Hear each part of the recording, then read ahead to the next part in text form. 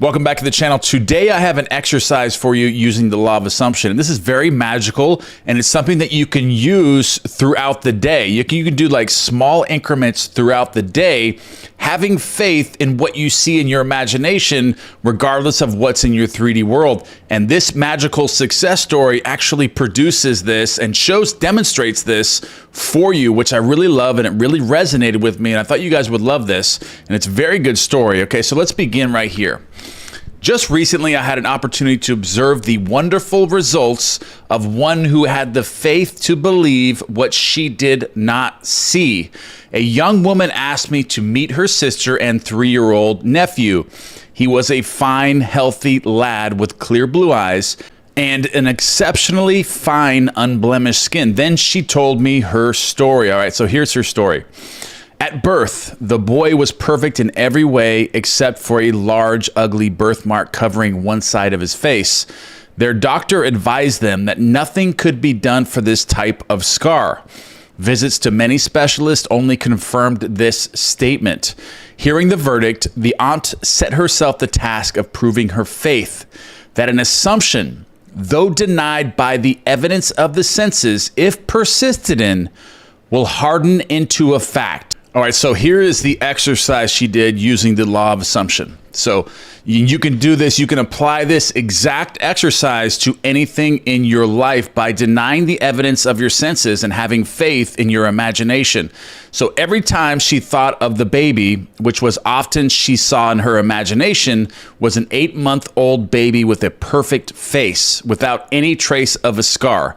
Okay, so we automatically picture things in our world. It doesn't matter what it is. Like there's something in your life right now that you're thinking of all the time, and then pictures is coming up in your mind, and you're seeing it as you see it in your 3D world. But if you change that, if you were to change something like this and see a different picture of this person, like she's doing here, and having faith in that and doing that periodically every time, and having that conscious control of when you're actually picturing this person and seeing something different, seeing this person being perfect in your imagination and taking that conscious control and having that awareness to do that, it will change everything. And here she confesses that it was not easy for her to do this, but she knew that in this case, that was the gift of Abel, which pleased God. Okay, so she persisted in her faith. She believed what was not there to be seen.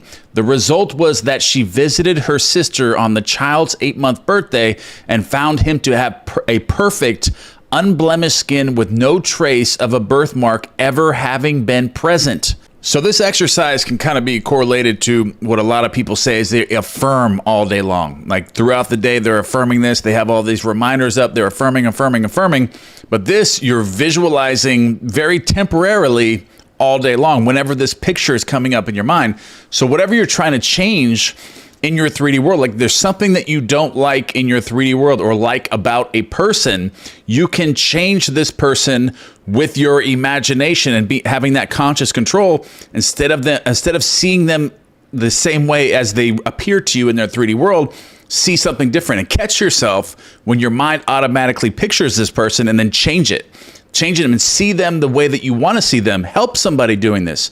You know, if there's somebody that's unemployed, someone that's depressed, you know, if you have somebody that's depressed and always sad in your life, every time you picture this person, picture them smiling. Picture them smiling or being happy or being abundant, being prosperous.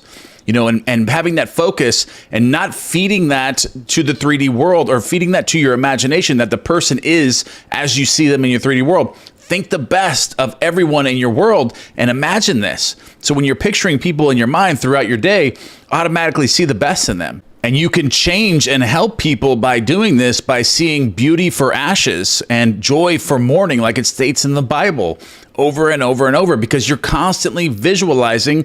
And if you're seeing everything as it is, then you're not making any changes. You're just keeping it the same or making it worse. You know, if you see someone that's depressed, there's always someone that's sad in your life, and you're picturing them that way, you know, unconsciously all day long.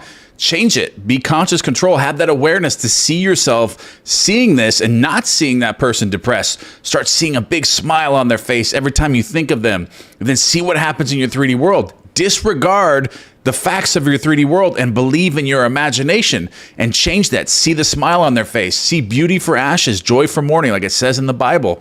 And your world will start transforming. And you can start doing this with small increments, just being aware of what you're picturing and your feelings that you're having. Are you having negative feelings towards this person? Are you seeing this person as depressed because you're seeing them in the 3D world depressed? But that doesn't have to be the case.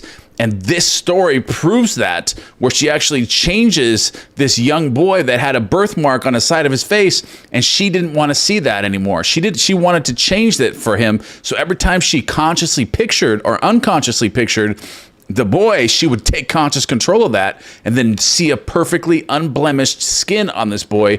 And it superseded all the doctors, all the specialists that they said that there was nothing they could change. They said nothing can be done for this boy, but she just kept doing this over the repetition of visualizing and seeing what she wanted to see and being persistent in this until it became a fact in her 3D world. And I love the way Neville Goddard says this after this story. He says, when reason and the facts of life oppose the idea you desire to realize, and you accept the evidence of your senses and the dictates of reason as the truth, you have brought the Lord, your consciousness, the gift of Cain. It is obvious that such offerings do not please him. Life on earth is a training ground for image making. If you use only the molds which your senses dictate, there will be no change in your life. You are here to live the more abundant life. So you must use this invisible molds of imagination and make results and accomplishments the crucial test of your power to create. Only as you assume the feeling of the wish fulfilled and continue therein are you offering the gift that pleases. I love you guys, and that is the end of this video, but I'm gonna post a training video to develop the control of your mind in visualization, affirmations, or creating anything to come into your world. I'm gonna post that on the screen, so click on that and do as I suggest in that video to develop the muscle of the mind where you can take conscious control of what you're unconsciously picturing. That way you can start taking control and start changing your world like this woman did in this story. I love you guys, and don't forget to give me one thing you guys are grateful for. Any content in the future, put that in the comment box below. I read all the comments. I love you guys, and I'll see you in the next one.